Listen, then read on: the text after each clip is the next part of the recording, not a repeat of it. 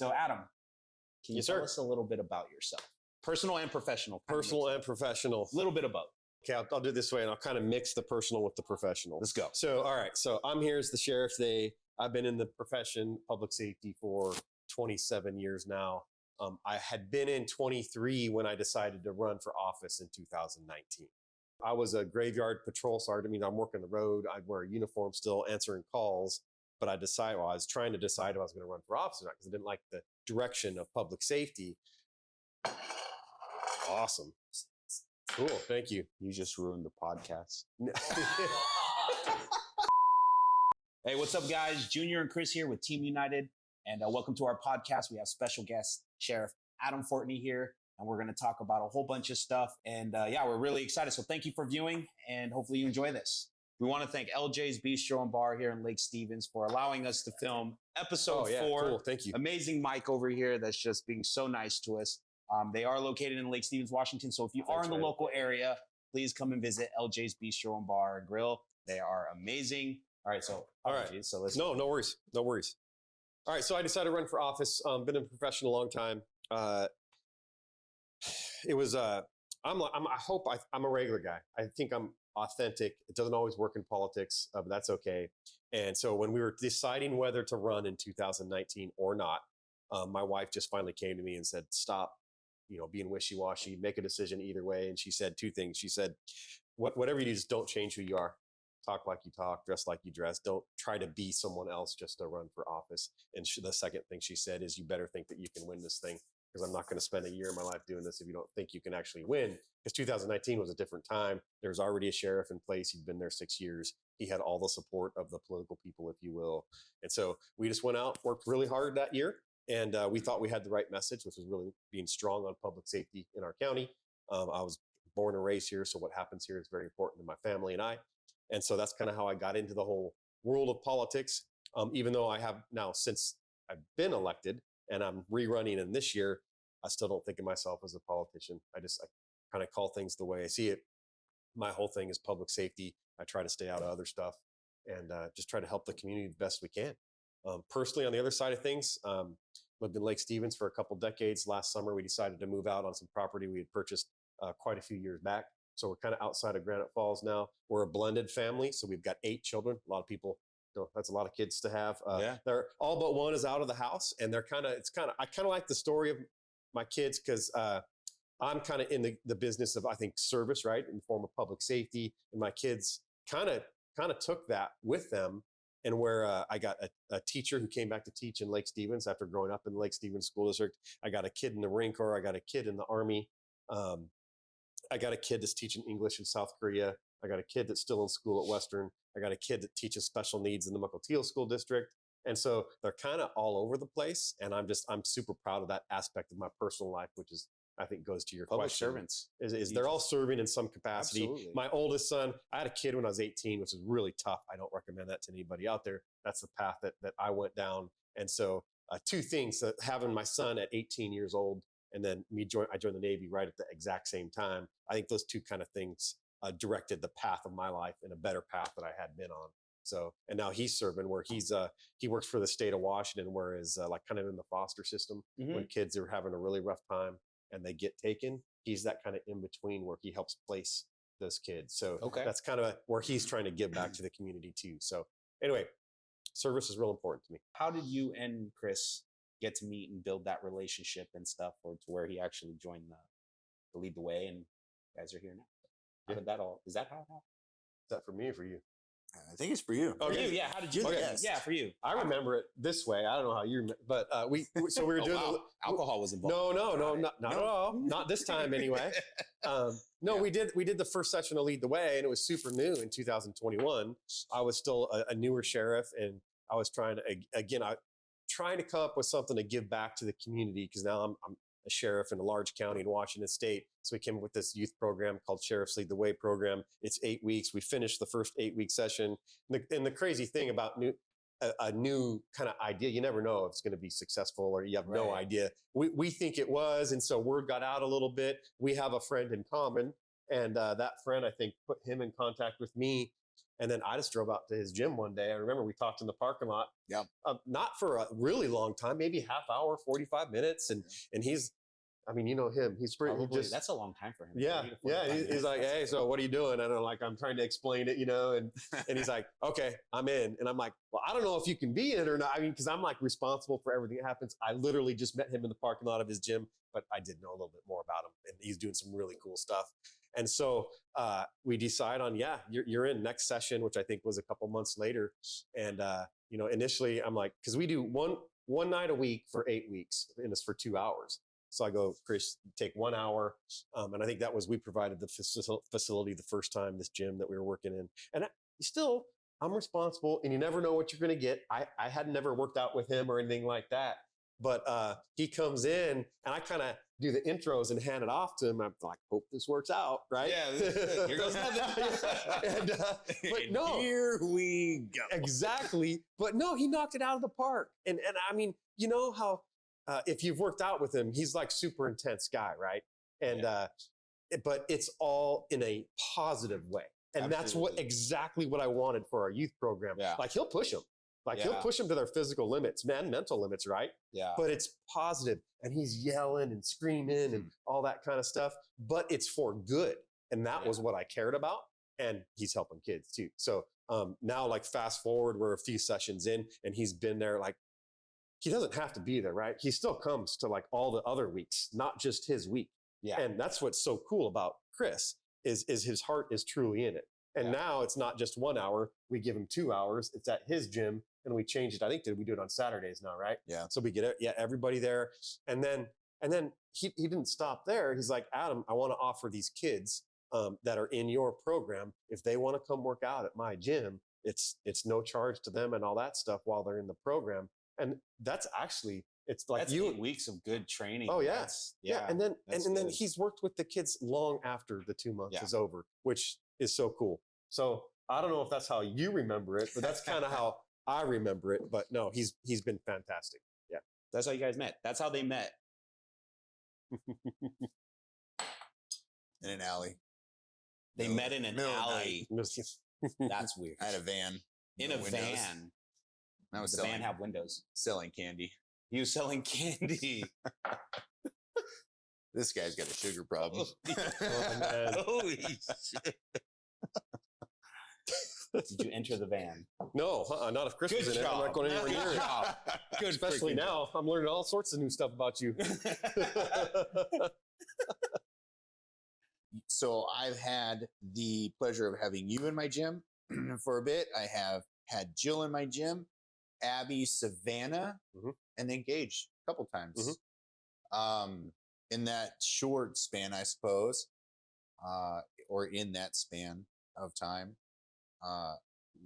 What differences did you see, if any, I guess, between all of you or just one person individually, and or also including yourself? Like, what did you guys take away from that experience training there with us?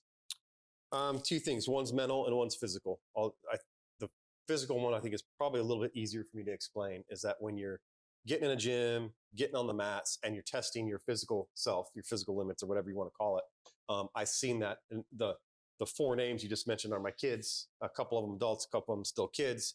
And but the theme in all of them, no matter their age, was the same. When you're taking an hour, 2 hours out of your day, and you're getting tested in a gym like Chris's, that does something. It kind of, what's the right word? It resets you a little bit, your physical fitness part of it. And then mentally, it's all about confidence. And I don't mean that in like a fighting context at all. Right. I mean, it's like, hey, I went to the gym, whether it's grappling or striking or whatever you happen to be doing, kind of tested my limits a little bit. I'm learning a few things here and there. You get humbled in the gym every single time you walk in there. But in all of that, I think you're building kind of internal confidence as just a human being. And that's one of the things that he can provide. And I think those two things are clearly what I saw through my kids. And I would say Abby was the youngest of all of those that were in there, teenager, junior at Lake Stevens High School. And she's not shy because I know her super well, but I think out in the world, she could be considered shy a little bit. And we just saw her in the time that she was at Chris's gym just kind of blossomed, right? Yeah. As a little bit more confidence, internal confidence. And I think that's the type of thing that MMA can bring to any human being. Absolutely. Yeah. Absolutely. So you said you did Taekwondo in the 90s. Yeah.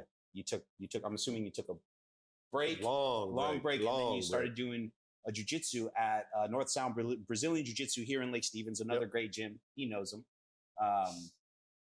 And we're going to see him in a gi at some point. That was a promise. Yes, we're going to see him in a gi. No. He promised. I want to put that on film. He freaking promised us. I didn't promise. I just said that it's possible.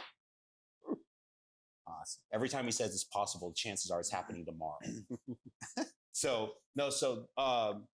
Going back right now that you said a long break from Taekwondo, you said in the 90s. Yeah, early 2090s, something like that. So now that we're in the 2020, right? You've been practicing with North Sound for about, you said 2 years roughly, right? On and off, yeah. I'm not got this. I want to be really clear and real with everybody. Very beginning stages. Beginning stages. So what is your experience like now at this point in your life? Mm-hmm. And how has that also helped you out, like from that massive break? Because a lot of people that want to get back in shape that either stopped or never have been, right? Yeah. How did you feel like when you actually were you like, oh, this is awesome, or oh, it was as horrible as I expected? All of the above, man. And it depends on the night, to be honest with you. That's what I love about it.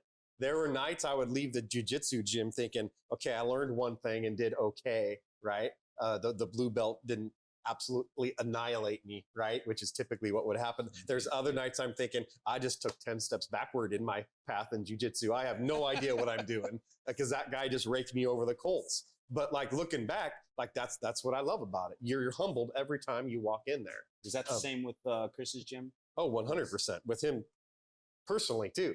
Yeah, I've rolled with him. I think you enjoyed it a whole lot more than I did. No, not. Oh, at yeah. all. I mean, But no, I'm there. Like I'm the old guy now, and I did exactly what you just said. I'm a little bit older in age, but I wanted to get in shape, but I wanted to be something real because I'm still in the public safety. I still go work the streets as the sheriff of Snohomish County, right? And so you do need to, there's that aspect of it that is still at the forefront of my mind as well. And there's a whole push in law enforcement to do all this jujitsu stuff. And I know there's benefits on all different sides of this thing. And so that's kind of what got me back in there. And then, physical fitness is a part of it, just try to stay in shape, Absolutely. And just find the right gym that's for you, whether it's Chris's or somebody else's. But I've just found that kind of like the camaraderie we have in the ranks of the Snohomish County Sheriff's Office, working patrol, working side by side with the same person, all of the time, going to these crazy calls. You get that to a certain extent in the gym too, once you're rolling around with people. Right. I love that part of it. So kind of all of the above. one of the sessions, I don't remember which one, of course, but it doesn't matter, right? So I send Adam a text. I think it was that night or it was the very next day. Was not much long time that went by. And so usually when I'm sitting in a room, I'm either doing both. I'm either assessing it or reading it. And so as I'm sitting there, I see everyone's in a uniform, badge and a gun. And I try to see things from different perspectives. And so I was doing the best I could to see it from a teenager's perspective as the best I could as an old man. And so the impression I was left with was like, oh man, I don't know. It's not very, if I was a teenager, I would feel uncomfortable and I would feel like you. And so I sent a text, right? I sent a text to Adam and I was like, hey, I don't know, just maybe like next session we should go no guns, no badges. And I don't even remember his response. It was short. I don't even remember it. Barely a response, right? Which was fine. Like I'm not all sensitive about that. But I think within an hour to 2 hours, there was an email sent out and it was, hey, for next session, let's show up in, I don't remember what you said, street clothes or whatever, normal civilian clothes, civilian attire. And so to me, that's like, including him, I've been blessed to have worked with a shit ton of people who are just amazing leaders, right? People in like higher places than I am, right? And for somebody who's at the top, for somebody who's in charge, or you're in their charge, and then they'll take that moment, like Clint. I'm not the smartest guy in the room. Right. Adam's the same. I'm not the smartest guy in the room. You surround yourself like, I'm good at this, and I'm going to surround myself with the people that are really good at everything that I suck at. And for Adam to take that moment, because I'm just Chris Garcia. I'm fucking nobody. Like, hey, I think you guys shouldn't wear a badge and a gun, And he could be like, who the fuck do you think you are? Like, I let you in, fucker. Right? So, You're no longer in our gang. To take that moment and just really weigh out that and chew on that and be like, oh yeah, I could see how that's a thing, and then implement it virtually immediately. The best leaders that I've worked with are the best servants that I've ever worked with. They care, and they understand they understand the objective and working towards that, and they know I'm going to step aside. I'm going to listen to this. I'm not going to, fight it or whatever, and then and do what they think is best from there. And I think that's amazing.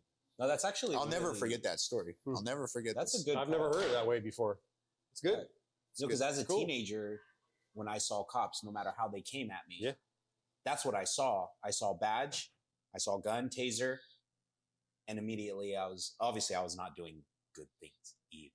But it was threatening, right? And it's hard to see beyond that when a young teenager has the media, has their friends and other community members that has their opinions. Now they actually see officers walk in, but now that they're seeing them without that, there is no badge, there is no cop car, there is no battle belt, there is no gun. It's just, this is my story. They're able to realize, like how Channing said, there is a story behind that.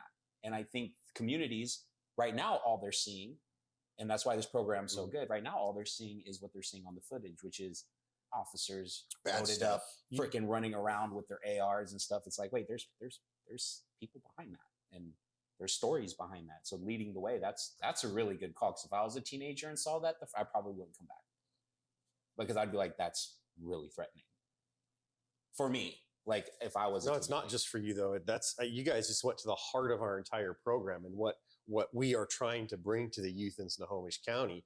Look, our badge, our gun, like you guys said, our belt, all that kind of stuff, right? It is a barrier between all of youth. There's not a kid that's going to roll up to a cop and just, for the most part, have a normal conversation, right? Because of everything that you just described, right? And then, so we're trying to do that. We are trying to break down that barrier. And for Chris is exactly right. We wear uniforms and guns and all that stuff to this youth program because we're there on behalf of the sheriff's office to mentor our youth and stuff like that. And then, he's right. He just shot me a text that one day and said, I'll describe, you're missing something, Adam. You got to get rid of the uniforms and stuff and then help break down that barrier. And he was exactly right. Yeah. So really an easy decision to make. It just needed to be pointed out to me from you. And that's exactly goes to the heart of our program is we want the kids, the youth in our county, whether they're struggling or not, it doesn't matter, to see us as human beings behind that. Yes, we have a job to do. Yes, we wear a uniform, all that stuff. Yes, it's been a terrible 4 years for cops in the United States of America. What are we doing to try to bridge that gap between our youth? And I'll say one thing, you described it really well, but I'd say cell phones too and social media. Yeah. They're getting their impression of law enforcement from a 10-second Snapchat or 10-second TikTok that probably doesn't tell the whole story. You know what I'm talking about? And if it does, like, we don't do everything right. We are human beings behind the uniform and all that kind of stuff. And when we screw up, we just got to own it. That's what we should be doing.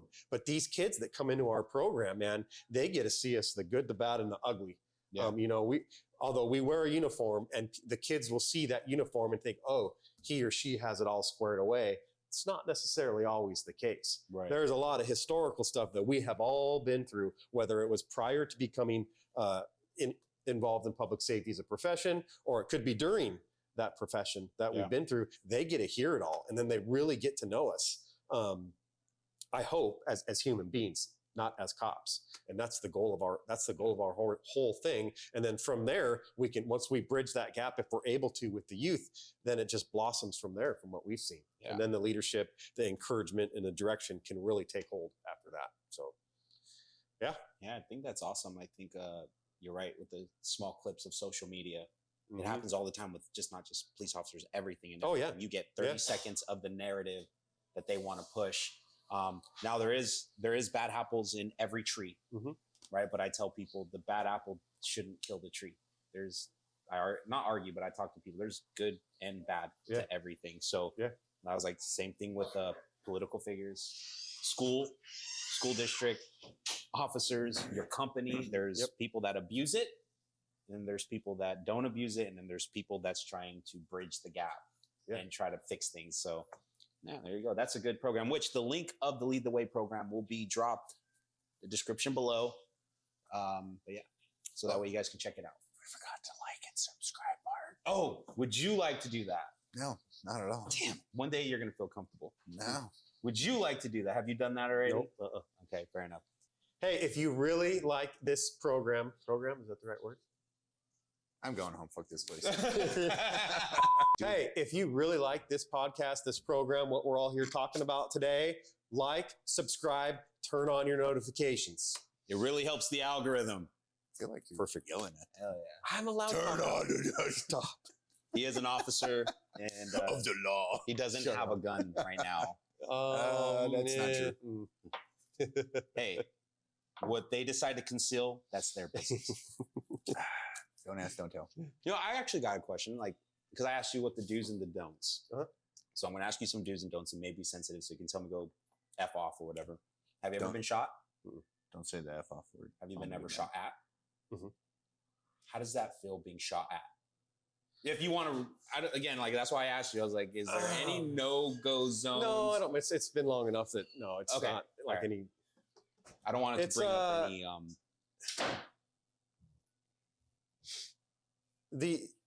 You've probably heard this before. This isn't the adrenaline and kind of the training.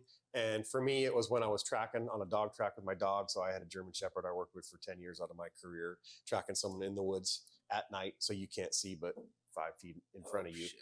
And we were tracking a fairly bad dude. And one shot rang out. And so we just kind of hit the deck and then kind of regrouped from there. I had one person with me at the time. And it was one of those things that the stuff usually hits the fan when you expect at least. Now, I should have expected it because we're tracking this bad guy, but I was expecting a shot to be fired, right? And so I don't know. It's a whole mess of emotions. It's like, I'm glad I wasn't hit. 2, I'm pissed off that someone just took a shot at me, right? And 3, now I want to go catch this guy. Right. So it's kind of a mix of all of that. But yeah, so it's I don't know. It can be, you got to keep your emotions in check when you're doing that job because you cannot let the emotions take over. You can't. Right. You're probably going to get hurt. You're probably going to get your partner hurt. But yeah, it's one of those unique things. And then you can look back on now and think that could have been a really bad night for me. You know, it really could have been. Yeah. But thankfully it worked out. So have you ever used any of your jujitsu or things he learned on shift when someone's trying to hurt somebody or resisting arrest? So have you ever that's the thing is so in our profession, we don't show up to work wanting to use any of that stuff. Right. It's different than the gym. You're there to learn, right? Yeah. Show me a new technique. Let's try it out. It is the exact opposite when I go to work. It's like we train in this stuff, and whether it's at work or like in Chris's gym, but we in hopes that we never have to. Right. But let's be real. We're here to be real and authentic, right? We know that's not the case. Yeah. And we know that, Snohomish County is growing like crazy. Mm-hmm. With that comes certain things, crime is up right now. It just is. I got to be real with people, and the entire country it is. And so you're going to run into things that you may have to use force in. Yeah. We use the least amount of force necessary that we call like to overcome resistance, right? Yeah. So it's not exactly like the gym, but are there certain techniques? Yeah, probably. I can't say I've ever used jiu-jitsu because I just started that recently. Okay. And although I do still go out on the streets, it's not every night because now I'm the elected sheriff, right? Right. I basically got an office job. But there's times where I wish all cops, and I know this is kind of like a wave going across the country right now, could learn at least some techniques for when a fight ends up on the ground. Yeah. And a lot of times it does in our world, in the police world, whether it's a takedown or anything else, we have to be confident on the ground. If anything, I was not confident on the ground leading into when I started jujitsu. Now, at least I know, even if someone's on top of me, it's like, I know what to do. I know I can breathe. I know I'm going to be okay. Right. Yeah. I never had that throughout my career. I do everything I could not to go to the ground. Right. But anyway, so yeah, we use those techniques.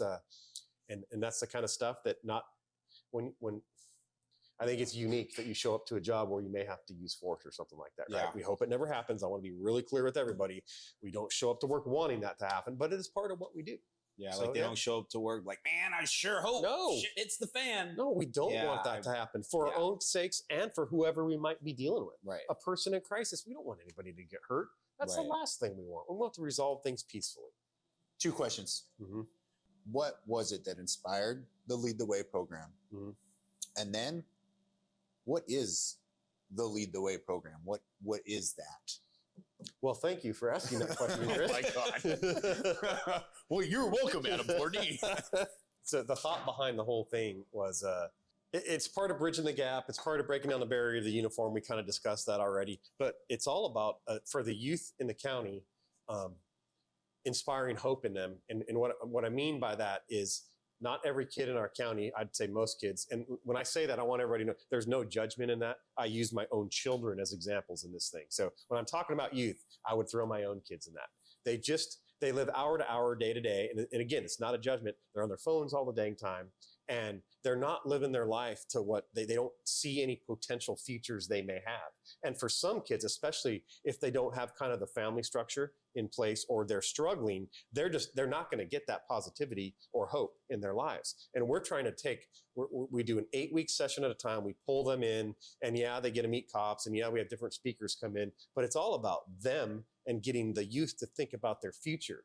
And a real specific example I have is, so when we started this thing in 21, I reached out to the director, his name's Wes, of the Snow Isle Skill Tech Center in Snohomish County. They teach 23 different trades to juniors and seniors in high school in Snohomish County.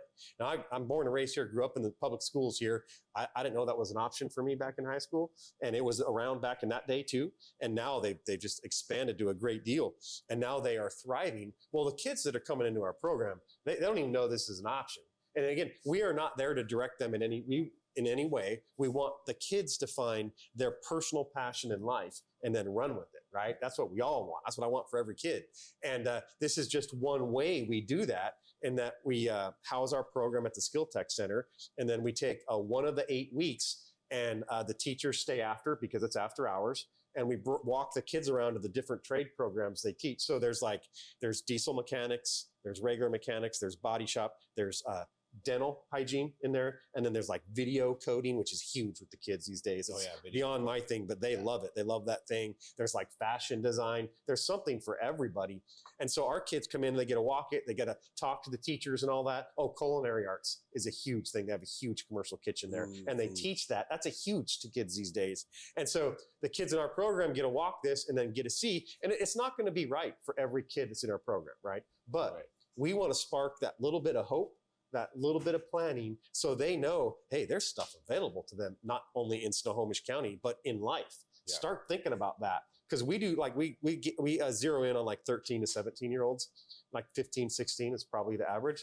Dude, the decisions they're making at 15 and 16, it will impact them as a young adult. It will, right? Yeah. And that's either good or bad, either bad decisions or good decisions. We just want them thinking more about longer term, maybe what they want to do in life, trying different things. And then, positive planning in their life. We talk about short-term and long-term goals. I would consider our program a short-term goal for them. It's 2 months long, and then there's a reason that we do a kind of a celebration on week 8 where we feed them, we feed their families. I bring in a guest speaker to speak on that and that week, because we want to celebrate the 8 weeks they just spent in our program, because we teach them that along the way about goal setting. They're like, celebrate, your success that you had in completing our program, our 8-week program. Yeah. So that's what we're trying to bring. It's all about sparking that little bit of hope in these kids' minds where a lot of times they may not have that hope.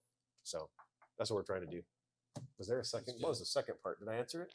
That was the second part, I believe. Okay. First part was what inspired it.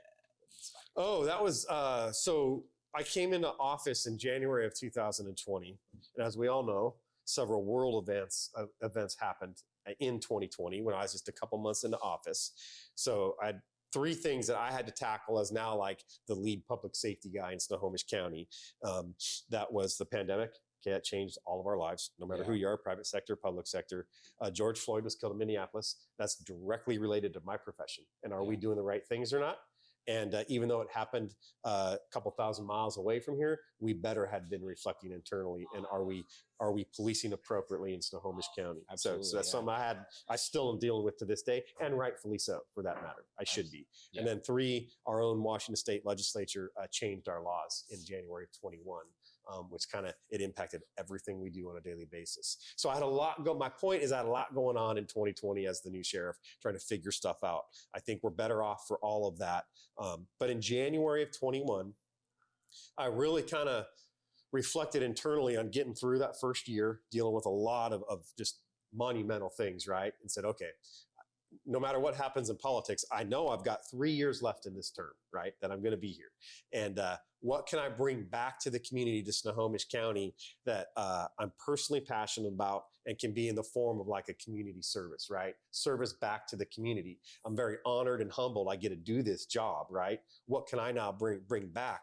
And that's how the Lead the Way program came to fruition. I researched youth programs all around the country and didn't find anything. I found like bits and pieces that I thought were pretty cool, but I nothing that really what I wanted as intense as what we're doing. And so I just started, I get a lot of big ideas up here and I got to put them on paper. That's just how my mind works, right? And so I use my whiteboard in my office thinking, okay, bullet points, this is what I want to try to bring for youth in Snohomish County. I want to try to do this. This speaker would be really good, right? So we boil it down to an 8-week program. It's not just me. There's a bunch of speakers that come in. We really try to keep the youth's attention. It's not always easy as a public safety guy and an older guy than the youth, right? So we try to keep it really, I don't know, not really, it's not entertainment, but involved to where they're interested, right? Keep them engaged. Yeah. So that's what we're doing. So 8 weeks. We got to vibe with them. Good A vibe. vibe. Yeah. Clint, if he's you're part of this. Yeah. Got a vibe, Clint. Yep. Got a vibe. There you go. He's probably cringing right now going, all right, guys. And we have Channing here, and we're going to talk about his experience with Lead the Way program. He's been through the program a couple times. So Channing, what was your experience like going through all of that with everything you've seen, where they brought you, all of that stuff, and how did it change you? I think in the beginning, I did not want to go. I was, kind of in a bad spot. Wasn't really doing anything like going to school or anything, just slacking off. But my mom forced me to go after she went to Citizens Academy and she had heard about Lead the Way. And the first night was, I wasn't looking forward to it, but once I was actually there, it was really interesting. I think the first night is usually talking about like race stuff. So something I'm not too into, but it's good to talk about. But second week is MMA, and that was really fun because I've always been like interested in that stuff, and I used to do jiu-jitsu when I was a little kid, so that was one thing that I got from it is MMA, and I met him, and now I've gone to the gym like outside of Lead the Way, so that's one of my like hobbies that I like. How Lead the Way like changed me. I mean, what I mainly got is the support group, like Adam and everyone else in that group. It's really awesome. I think I kind of like had a decent support group before Lead the Way, but I mean, these people are just awesome. There's so much to learn from them. They've got so much wisdom, and they're just great. And it's also good. Like in Lead the Way, it's good, to see behind the badge. Like I'd never met any police officers, and when you're in the program, you really get to see, what they're really like, and they're just normal people. Yeah, going to the gyms was always great. Going to the jail, we get to tour the jail every time. That's really awesome. One time they brought in, they had some of the correctional officers dressed up as inmates, and that was interesting. That was kind of scary. One of them looked really intimidating, but that was awesome. And that showed that, don't judge a book by its cover, because they were dressed up as inmates and they looked like intimidating dudes, but then they came in uniform and they were, it's like, oh, okay. It was surprising. Mentors also shared their story, and they, it's got a lot to learn. But like one takeaway from a lot of those stories is, your mistakes don't define you. That's a big one that I've kept, because I've made mistakes before. Like I decided to not go to middle school at all. I wanted to skip out on that. And that was, looking back on that, that was a bad decision. But now, you just got to move on.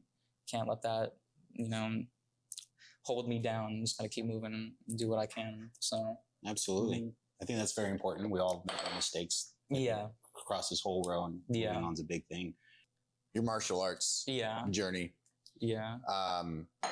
What has it offered for you? What has it given you perspective on? Tell me about that from your own.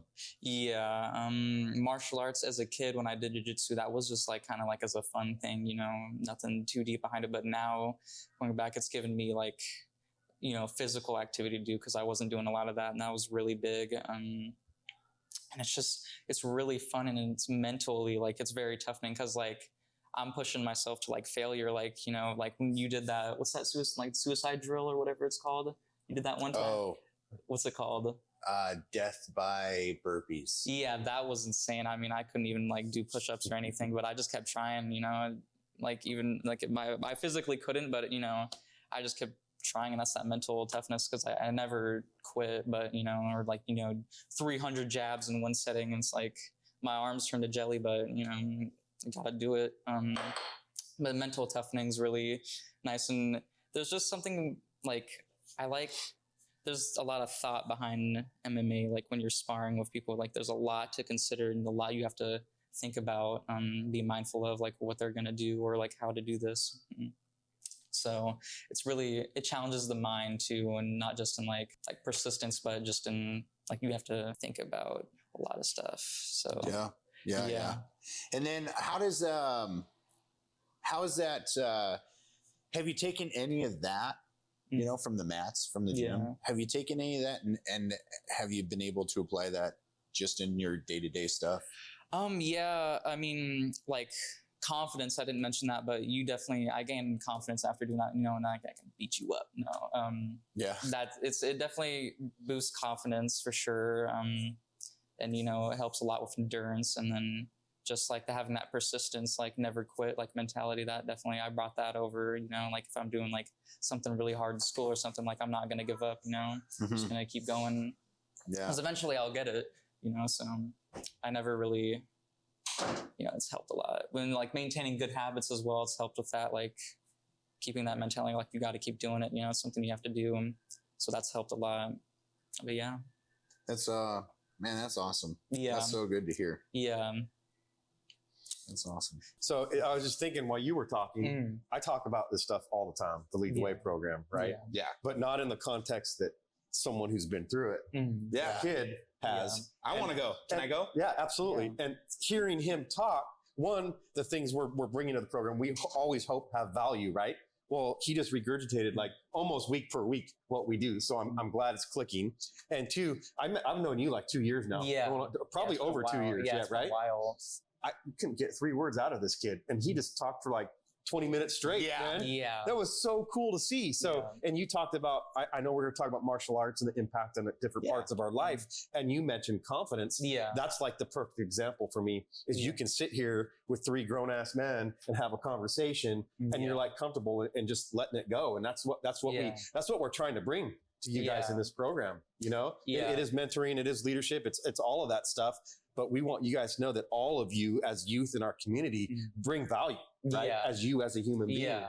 And man, I just like saw that on you. It's really cool. Yeah, that is definitely I've struggled with. I've always been like when, social environments, I've always just like kept to myself, people come to me, I'll talk, but I just kind of, stayed back. But Lead the Way has definitely helped, like the publicly speaking, like at the Hope event or like any of your like, events, that's really helped, give me lots of confidence. Like I'm very comfortable going up in front of a lot of people and talking, and that's transferred over to school. Like, I can help people if they need help, or like I can go up in front of the class, no problem. Like and take leadership because, if I'm maybe in like a group project, some of the other kids might be shy, but I'm willing to go up easy peasy, because I've had experience, and that's helped a lot. I can't express in words how far you've come. Yeah. It's awesome.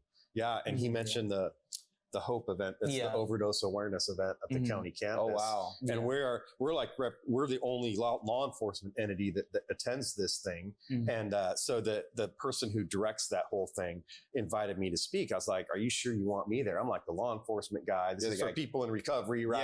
Yeah, and sometimes that can be adversarial. And she's like, no, you're exactly who I want, but it's not really you. So that was kind of cool. Not you, Adam. Right. We want the kids in your program. I'm like, why would you want them? And she goes, she said it this way. She's like, you're the only prevention program we have for youth in Snohomish County. And that's what they're all about. And I never put that piece together. That was Lindsay with Hope Soldier. She put that together, that through the help of these kids, like, I'm all into it for the mentorship, the leadership. She's like, no, you're preventing kids from either getting addicted or going down this wrong path. I'm like, that's a good way to put it. But I give Channing all the credit because we wanted a couple speakers and he was the ones hesitantly who said, yeah, I'll go do it. And he got up in front of a crowd at the county campus and like did a personal speech. You know, it was, and these kids did it. That's nerve-wracking for any of us. For us that do public speaking in general, I'd probably be a little shaking before. Oh yeah. It's like, it's no different than anywhere else, right? It's community. Like he's surrounded by a good circle of individuals. And without those individuals doing their part, like helping out, it would be so impossible for Adam to do what he's been doing, you know? So just like, just no different than Lead the Way, you know, surrounded in a room full of good individuals. Common goal is for the common good of those kids. And so it takes a group of people to really make big things happen. That's just the way it does, right? Like I could have the gym and then it would just be me. But if I didn't have a good group of people there, then it would be very difficult to make the things happen there. So, you know, he's being modest, I think, you know, where he's like, I don't know how I do all that, but he's very good about finding individuals that are good people to help him accomplish visions and goals. So that's just my stab at it. I could be wrong. 100%. The people you surround yourself are very important. That's like, because, you know, what's that metaphor? You surround yourself with millionaires, like 5 millionaires, and then you're going to become one. It's like that whole thing. 99% of your success comes from who you surround yourself with. I feel like you know that, you know? Yeah, it's very important. So, show me your friends. So find those millionaires, about 5 of them. Hang out with them. That's the key. There you go. How much money you got? How much money you got? Yeah. Like $15 in my bank account. We ain't hanging out. Got more money than you. You gotta go. Like.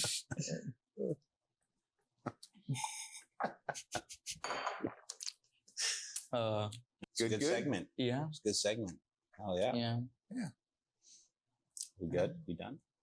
Oh, one thing I forgot to mention about Lead the Way is the mentor side of it. It lasts longer than 8 weeks. Like I've been to the program multiple times, multiple sessions, but like these people, like I still have, like I have this guy's phone number, this guy's, you know, multiple other mentors, and they do stuff outside. Like they've came to my house before, given me lots of rides. You know, I've been to dinner with them, like all sorts of stuff. So it lasts longer than 8 weeks. Like I could probably talk to this guy like my whole life if I really wanted to, you know. So that's another thing that's really, really nice. All right. So thank you, Channing, for being a guest. Hopefully you enjoyed yourself. Yeah, it was fun. Absolutely. Hopefully we can have you on maybe at some point, another time. Yeah, no, I'm down. He defines the guest. So you call this guy. I'm just the dude who puts up all those lights and stuff. Okay. Yeah, no. Yeah, it was an honor. It was fun. Absolutely.